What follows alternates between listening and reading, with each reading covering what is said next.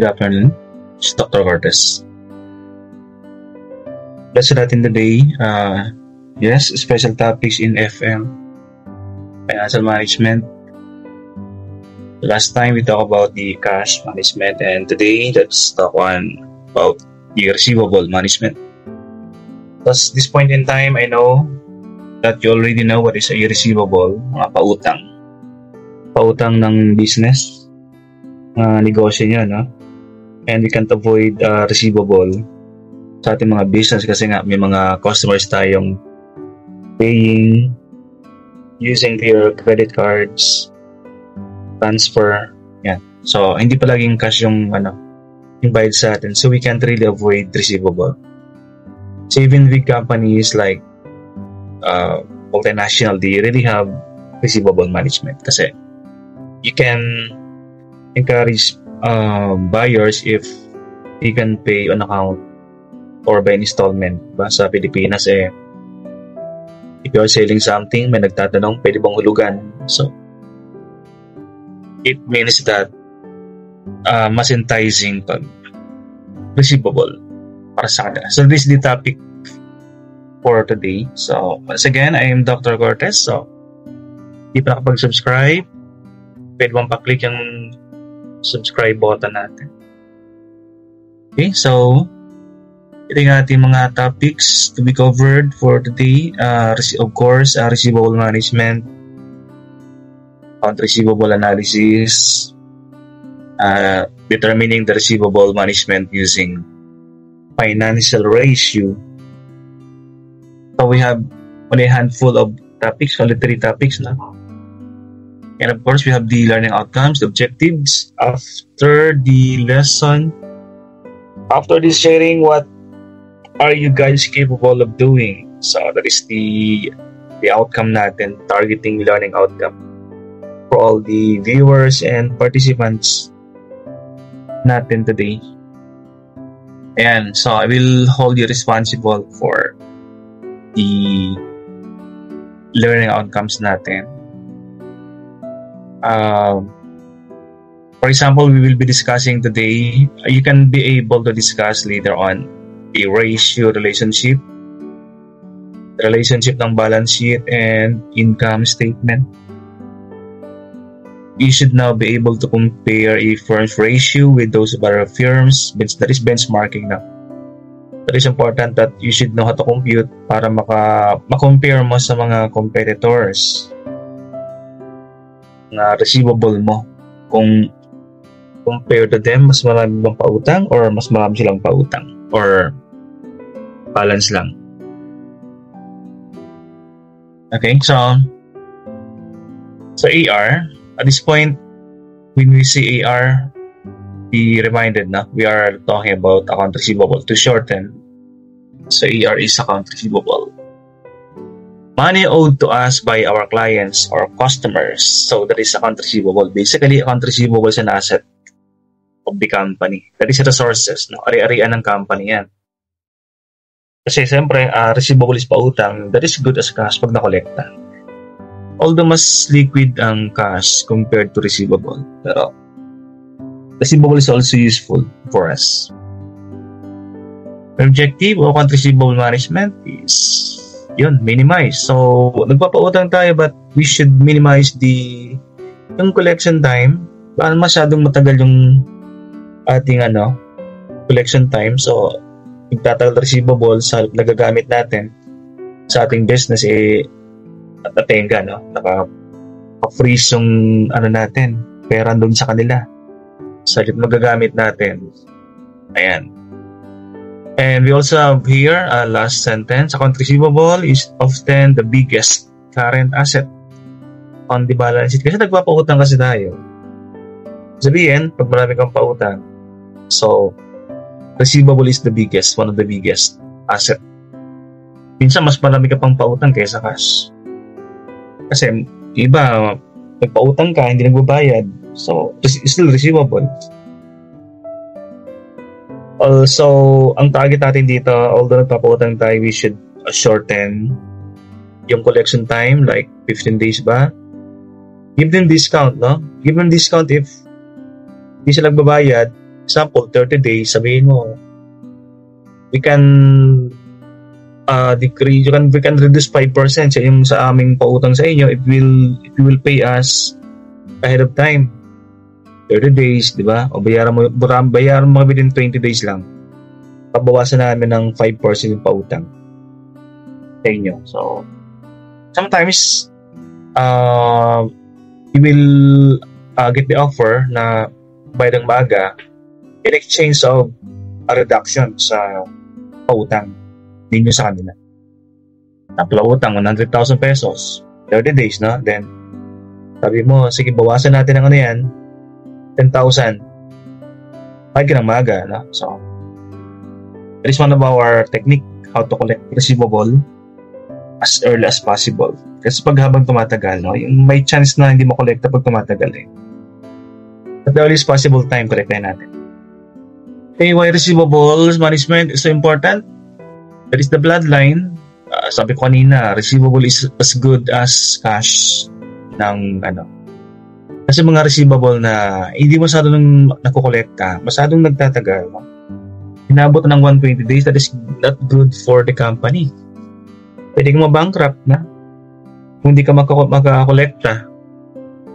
Pag malaking project, it will run for more than 1 year na. So, pag nag-backlog yung project.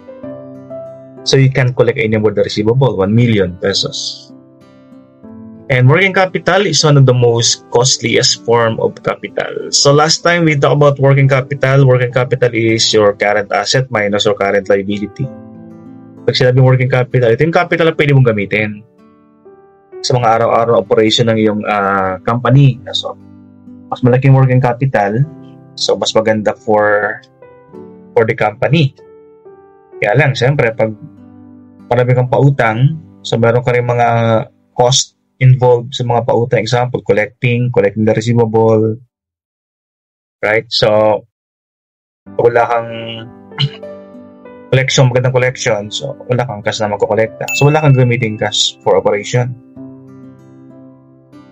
A reliable and predictable receivables will ensure steady cash flow management. Yan. Utang ka, kaya lang, you should know when to collect. Or kung meron kang makakolekta sa mga pautang mo. Yan. So, dapat meron kang due date, huwag kang pautang ng pautang. You could be a wise businessman, no? Kung pautang ka, bigyan ng due date. Normally, 15 days, no? Pag medyo bagong customer, 15 days. So, habang patagal yung customer sa'yo, yung credit term sa kanya, tumatagal din. 15 days, 30. Pero pag bagong customer yan, cash, you require them to pay in cash pag bagong customers na. Account receivable analysis, aging report. So, the word aging means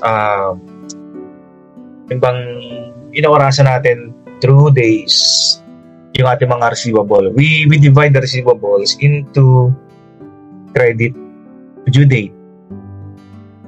Basahin natin, aging of account receivable. Ito yung una kong, when I was an accountant in one company, ito yung pinakauna kong ginagawa nung after graduation from college. Ito yung aking unang ginawa.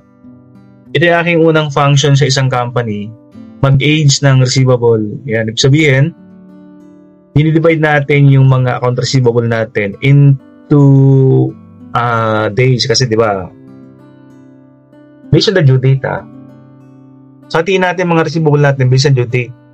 Example, 15 days past due, isang column. 30 days past due, isang column. So kung natin siya, depende sa kung ilang araw na yung lumipas na hindi na kukolekta ang isang receivable. Yan. Huwag natin ilagay dito yung we will not be listing down here yung mga receivable hindi pa due.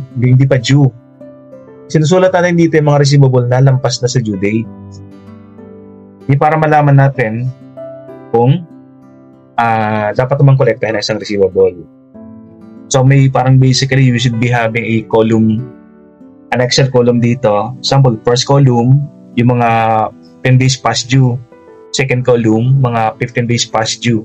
So, habang papalayo yung column, example, column 1, 2, 3, 4, 5, 6, 7. So, pag nasa column 7 na yung amount ng receivable, it means patagal na siyang due date. So, dapat na siyang kolektahin.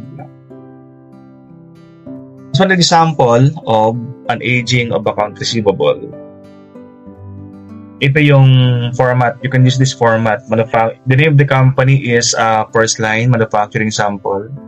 Second line, the name of the report. And the third line, the date covered. So, as of December 15, 2015, ito yung mga receivable. Yung sa first column, ito yung mga customers ng company. Ito yung mga utang sa company. In second column, pag yung receivable hindi pa due date, ilagay mo dito current. Okay? Now, pag lumampas na siya ng 1 to 30 days, na past due, ilagay mo sa dito. Pag yung receivable ay past due na ng 61 to 90 days, ilagay mo sa dito. So, paano kikita mo dito, habang lumalayo, sa first column yung mga amount, it means dapat nang kolektahin yung receivable. Kasi lumalayo na siya eh. Sabihin, matagal na siyang due date, past due. Pero pag nasa first column pa lang sabihin, hindi pa sa red flag, no?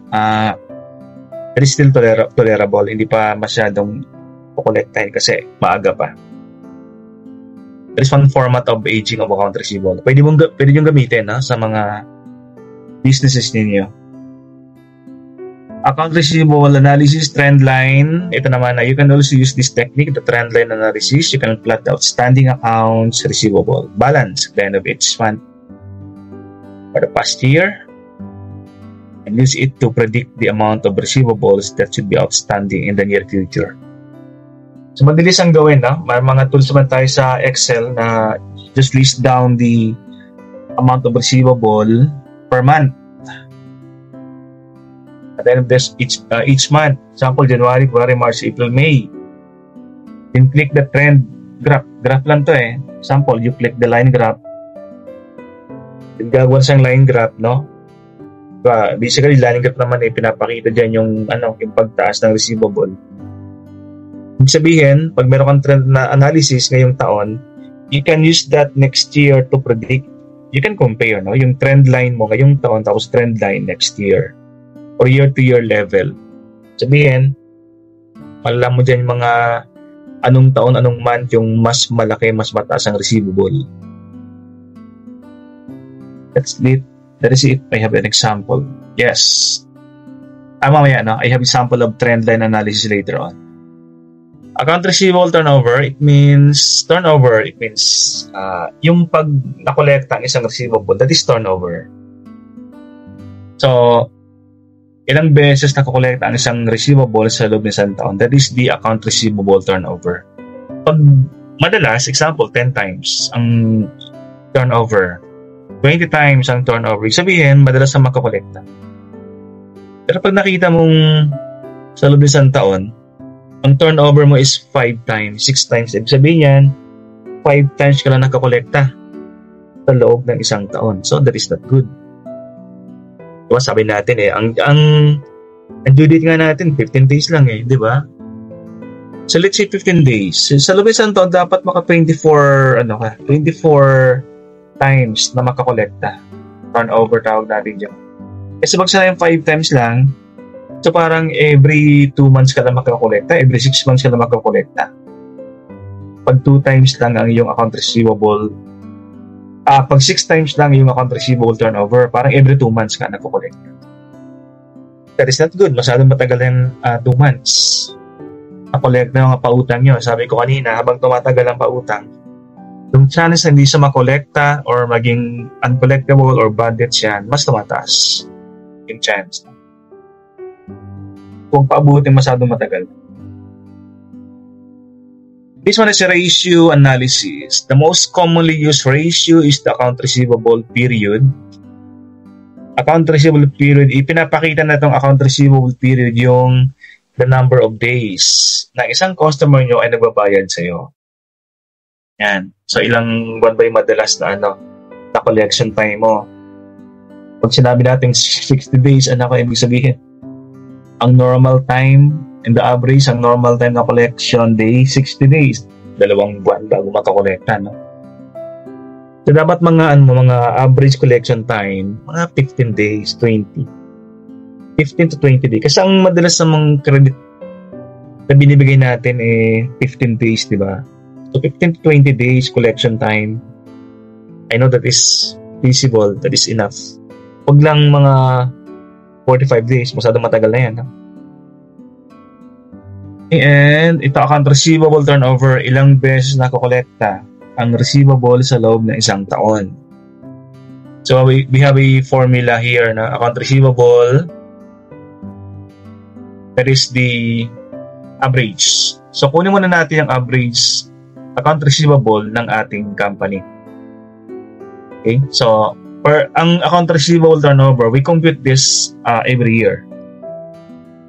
So this ratio measures how many times a company convert its receivable into cash each year. So bawat taon.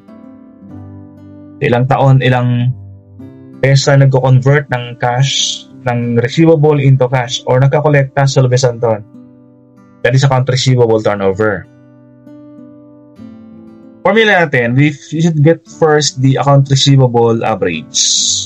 Average account receivable. Beginning receivable plus ending receivable divided by 2. Example. Kung January 1, ang account receivable mo ay 50,000. That is the beginning. Then on December 31, account receivable mo is 40. That is the ending.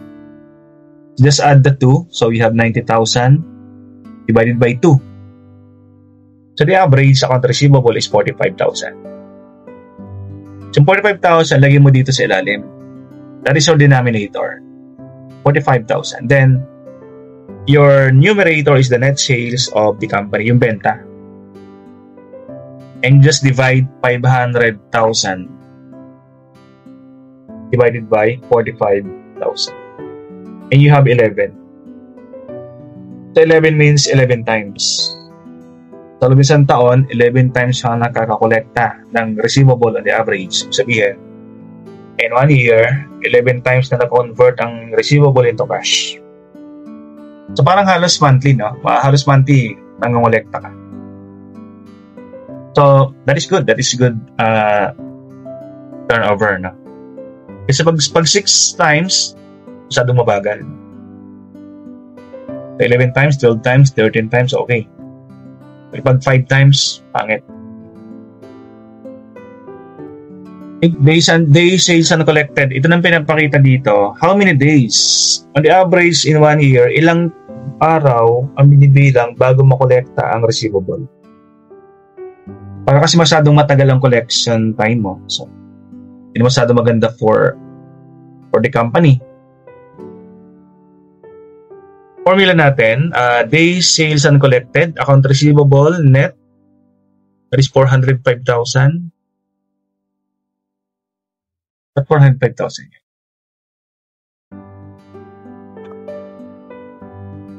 Sorry, that is not 405 yan. Mali. Kasi natin yan. That should be 40,000. Let's correct this one. Account receivable is 40,000. Anong gagamitin sa account receivable net? Yung beginning ba or yung ending receivable? So, ang gamitin natin ay yung ending receivable. Yung receivable sa katapusan ng taon. That is 40,000. Ending. Okay? So, yun lagay natin dito sa ating numerator. That is 40,000. Please check this one, no? Please correct this one. That is not 405,000. That should be 40,000. So, 40,000 divided by 500,000. If you're going to divide 40 by 500, so you have 0.8. And multiplied by 365. 365 is the number of days in 1 year. And 0.08 times 365, you have 29 days. So, ano ibig sabihin yan? Sa loob ng isang taon, bumibilang ka ng 29 days bago molekta ang mga pautang mo. On the average, 29 days. So, wala pang isang buwan. Matagal ba yan? Okay lang kasi alos buwan ba nangungulekta ka? 29 days eh. Ang pangit, yung pag nakuha mo dito yung 45 days, isa't kalahating buwan ka bago makakolekta. Ito, 29 days lang, no? Mas lalo pag 60 days nakuha mo dyan, matagal. Yan, 29 days po baba. 29, 28, 27, 26, that is good, good days sales uncollected. magandang figure nga 29 pababa. 29 days pababa. Ang magandang figure na sa collection. Aging report, individual credit terms, management may have authorized. Unusually long credit terms to specific customers. Depende sa ano yun, depende sa customers, depende sa amount, depende sa item. Ang ating credit terms individually.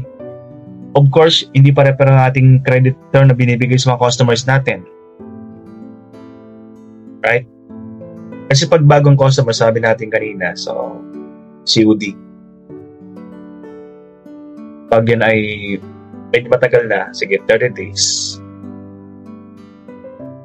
And depende rin sa volume. Siyempre, pag maraming pinili sa atin in bulk, so bigyan mo ng medyo mahabang credit term. At depende rin sa item na binibili. Pag malakihan yan, example, aeroplano. Aeroplano, di pwedeng COD, no? Aeroplano. Bigyan mo lang, pag aeroplano binibenta mo, no?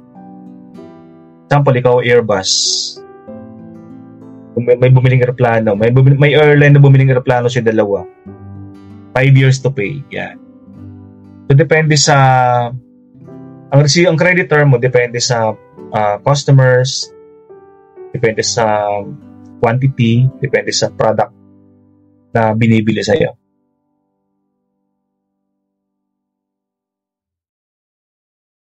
Unapplied credits, there may be unapplied credits on the report. If so, clean up the report by researching which invoice they should have been applied against. Doing so may reduce the amount of overdue receivables listed on the report. If I can recall na, I was an accountant in one company. Yan, sabi ko kanina, ito yung pinakauna kong ginagawa. Gumawa ng account receivable bawat buwan. Hindi ko na perfect yung receivable.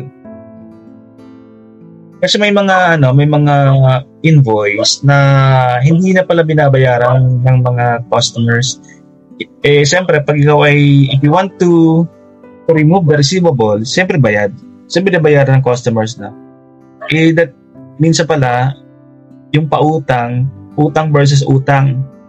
Example, company A, company B, para may utang sa isa't isa. So, hindi nagbabayaran yan. Ino-offset na lang. So, minsan yung boss ko dati, sabi, hindi ko naman perfect account receivable. Sabi ko, nagbabase ako sa mga collection. Yung pala, may tinatawag silang offsetting. Yung utang mo, pag-offset tayo, utang mo, tanggalin ko. Utang ko sa'yo, tanggalin mo rin. So, yung receivable na mawala na. So, hindi palaging ang receivable ay hindi palaging naka-base sa collection. Ito mga unapplied credits. Yung credit versus credit ng customers, dalawang companies, credit versus credit. Tanggalin mo credit ko sa'yo, tanggalin mo credit mo sa akin. Para offset, no? Receivable ko matatanggal na. So wala nang utang sa isa't isa. Yan. So merong ganun mga scenario. So you should be cleaning up yung report mo, hindi lang sa collection but on the offsetting. Which quits ba, no? Which quits sa utang.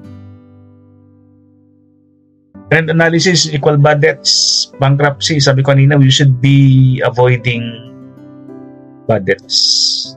Kasi pag puro na sa utang, wala ka lang perang gagamitin, hindi ka na masyadong liquid. It will result to bankruptcy ng company. Siyempre, pag wala masyadong pera, no? Walang babayad sa mga suppliers, employees, salary, operations. So, di natatakbo yung kasi wala kang working capital. Hindi natatakbo yung operation ng yung company. Until such time that you will be filing bankruptcy. Okay, bad debts over a period of time. Pag masyadong malaki, we should be avoiding. Okay naman yung bad debts, no? Sabi kanina sa business, meron tayong conservatism. We should not be expecting all profit. Sometimes you should be expecting losses. So, yung bad debts or collectibles, may allowance ka dyan. Ibig sabihin, hindi lahat ng receivable mo ay expect mo makokolekta. No. May mga receivable talagang hindi talaga makokolekta. So, you should be setting like 10%, 20% ang receivable mo allowance for uncollectibles. bad debts. Para pag may hindi nagbayad, yung impact hindi masyadong malaki. Anyway, you're expecting the bad debts. So be conservative. Hindi lahat ng collectibles ay makakolekta. You set an allowance for bad debts.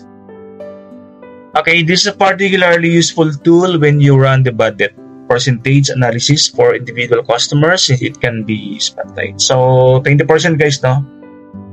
20% yung ating yung ating allowance sa mga bad debts na sa ating mga customers. And individually, hindi naman lahat. Kasi may mga customers talaga may history. Para sa atin, may mga customers na may history, hindi masyadong on time magbayad. Yung binibigyan nating allowance. May customers namang COD, siyempre, wala masyadong allowance for bad debts, mga COD payer. May customers na mga galing magbayad, mabilis. So, pwedeng wala ka ng allowance. Ang pinipredict natin ay yung mga customers na mayroong history na hindi masyadong on time nagbabayad sa atin. It's an example of trend analysis. Trend line, no? Ibig sabihin, you plot, type mo sa Excel yung iyong mga receivable every month, then click the graph, no? It can create a graph for you. Line graph, ganito. Okay, so madali siyang tingnan kasi kitang-kita mo, no? Example, January 1, 2009. Ang time na pinakamataas ang pautang mo. Diba? So you can compare this trend. If you will be preparing trend line analysis per month, year in, year out, you can compare which month ang malakas ang receivable ng company. You can do benchmarking within your own company. That's the benefit of trend line analysis. Planning, important. Planning for a good system. Receivable, good practices within your company in practices when it comes to receivable management of the company. Ito, maganda ito. No? Una, how can you avoid receivable, or how can you Phase 10, speed up the collection of receivable. Define clear terms for payment. Business is business. Kahit kamag-anak yan, may term, no? O kamag-anak, o 15 days. Tagang 15 days collection. Negosyo to no? 30 days. Very clear. To have a well-defined, clear terms of payment is half the battle won. So, nagpapautang ka, wala kang credit term, so talo ka na. Kung umasa ka lang sa kailan sila magbabayad, so talo ka na. Kasi dapat, kahit sinong customers, no, merong dapat na credit term established, sinasabi sa kanila. Hindi yung kung hindi pwedeng pay when able, no? Kung kailan lang magbabayad, kung kailan may pera. Hindi naman lahat ganun. Wala namang mga companies, mga customers na walang initiative to pay pag hindi mo kinalektahan. So pag nag-invoice ka, nakalagay doon yung credit term 30 days. Yan. Yung term should be written in the invoice that you should be sending to the customers. Kahit nga sa PO nila, no? Yung PO, di ba ang PO, yung customers natin, pag may binili sa atin, hanapan nyo ng PO, purchase order. Ibig sabihin, ito yung mga binili nyo. Sabihin yung PO na pinadala sa amin, i-invoice namin kayo. Sa PO pala nakalagay yung terms, down payment. Example, 50% down payment, then 50%, 30% upon delivery, and 20% after 20 days. Yan, nakalagay sa PO para wala silang palag. They really understand yung term, kailangan magbabayad sila. Kung meron kang ganon, you won half of the battle Kumbaga, complacent ka na yung chance na hindi sila magbayad ay maliit. Kasi alam nila yung term So, okay lang na, don't worry, no? Pag, sir, Pag kami ba nag-ask ng advance payment, pangit ba yun? Akala natin kasi pag nag-ask ka ng advance payment sa kanila, akala mo next time nila sa bibili sa'yo. Kasi ikaw naman, di ba, pag huwag tayo bumili dyan kasi nagpapa-down payment yan. That is good practice in business. Magpa-down payment ka. Para safe. Pag ikaw nagbebenta, mararamdaman mo yun, no? Dapat magpapa-down payment ka. Para safe. Good practice. Well-defined credit policies. How much? Kanina credit term, no? Ito naman ay credit policy. How much credit is to be given and to whom and for how long? O depende sa every customer has a different credit policies. Pag with payor yan, parang lenient ka, no? Yan. So every kind of customer, depende. Case to case na. Pag with payor, so magandang credit policy sa kanila. Pwede mo lang down payment. Pero pag yung mga bagong customers, tapos not a good payor, so down payment policy, 50%. Down payment. Mag-accept ng pag-sign ng contract, down payment. So iba-iba yung natin, policy sa iba-ibang type of customers natin. That's like a good practice, that is to be safe. Pag bagong customers, huwag kang tumanggap ng cheque. Dapat cash, cold cash. Kasi, diba, may bouncing check na. Tapos bago. So, cash. Setting responsibilities clearly. Who will follow up and collect the payment? There should be very clear cut policy regarding this one. Otherwise, it everlasting. So, mayroon namang, may mga, sa mga companies man natin, mayroon tayong mga, especially pag masyadong malaki yung company. Although trabaho ng accountant ang finance ng mga kolekta, sometimes you can, para isahan lang, one time, big time, save on time, save on resources. Kung sino nagbentang sales team, bigyan mo ng resibo, padala mo silang resibo, sila mga kolekta. Ginagawa namin dati sa isang company ko, no? Pag magbebenta ka ng aircon, pag-deliver mo, yung resibo, yung OR ng company, dala-dala na nila. Sila na mga kolekta doon sa taong bumili sa'yo. Parang kaliwaan, no? Kahit sila'y technician, we give them OR. Sila na mga kolekta. Although that is the task of the messenger or collectors. Patong to save time nga, no? Kung sino nag-deliver, technician, production, binibigyan namin ng OR. Special receipt sila ng mga kolekta. So it's good practice sometimes to assign the collection to the sales team of your company. Kasi they have a good rapport. Pag nagbebenta, nag-sales team, no? Maganda, may masamahan na yun, no? Meron ng good communication, good rapport yung nagbenta sa yung bumili. So, sila ng mga kolekta. Kaya yun, pag ganun. Okay, proper credit check process in place. So, having a credit policy with no credit check in place is absolutely wasteful sa mga companies natin. Important. Sa Pilipinas, hindi pa masyadong uso yung credit rating ng mga companies. But to avoid for this one, to avoid bad debts, check natin yung credit policy ng mga customers natin. Pag, for example, 5 stars. Ibig sabihin, yung customer na yan, good payor sa kanyang history. Payment history sa mga previous transactions niya. So, maganda yung kanyang rating, 5 stars. Pag nakita mong 1 star, or totally wala siyang rating, ibig sabihin, wala pa siyang history na siya ay good payor. Okay, so how do we do this one? May mga companies na mga rating companies, may credit rating companies na nagpa-publish ng ang ratings ng mga different companies pag sila ay bumibili. Just analyze their history. Yan. Okay, another one. So, pag malaki nga pag the company is big, meron siyang legal department, that is in case of default of the company, default in the contract of the customer, so mayroong legal team to handle or legal expert or consultant to handle the collection. Ito din yung papasok mga demand letter sa mga customers na masyado ng delinquent sa payment. Okay, now, sir, paano pag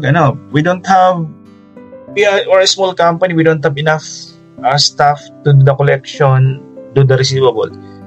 Sabi ko nga lahat ng functions ng company, ng isang organization, pwede mo lang i-outsource. Example, you can outsource the call collection, you can outsource the HR management. So the same thing, you can also outsource the receivable process. Wala ka masyadong expertise at handle mo sa company yan, sa outsourcing company. Sila lang gagawa ng receivable management para sa'yo. Sila magbibiling, sila mangongolekta. Yan, sila lang, kumbaga the dirty job of collecting, sila nang bahala doon. In case of default, sila nang mangongolekta. So ikaw, papasok na lang yung pera sa'yo, yung collection. Siyempre may cut, may bayad sila dyan. Example, total receivable ng company, 1,500,000, 1.5 million. Sabi ng outsource company, sige, we'll do the process of the receivable collection. Pero sa 1.5 million, yung 200,000 sa amin na. Diba? May cut sila doon. Or you can totally pay them. You can pay them on a monthly basis na kanilang ginagawang process. So, I think that is more feasible and as a cost, a saving for the company pag pinapa-outsource. Kasi let's say, they will do the job for 3 days lang. Diba? So, may lang. So, ang bayad, ganun lang, 3 days. Samantalang pag meron kang receivable collector talaga, parang you are paying him 1 month salary. Pero ang trabaho naman, hindi pang 1 month. No? May petics pa yan. Siguro, this one is a good practice. No? Outsourcing the receivable, establishing credit policy, establishing credit terms sa mga pautang mo, and let's see, it will mag-click sa mga company, mga good practices na to. I think this one is the last slide for the day. So, maraming salamat sa mga nag-view ng aking recording now. At maraming salamat din sa mga magsasubscribe. This has been Dr. Cortez signing off. At maraming salamat, people. Bye, everyone.